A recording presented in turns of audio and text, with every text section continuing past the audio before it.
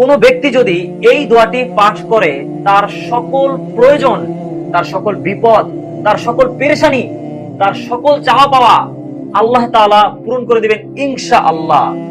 নামাজ শেষ করে 3 বার ইস্তিগফার পরে এই দোয়াটি পাঠ করবেন। আল্লাহুম্মা আনতাস সালাম ওয়া মিনকাস সালাম তাবারাকতা ইয়া জাল জালালি ওয়াল ইকরাম। কত সুন্দর আল্লাহর প্রশংসা। ও ভাই, আপনি নিজে আমল করুন, ভিডিওটি শেয়ার করুন যাতে অপর মুসলমান ভাই আমল করতে পারে। উদ্দেশ্য একটাই, আমি আপনি জান্নাতে যেতে পারি।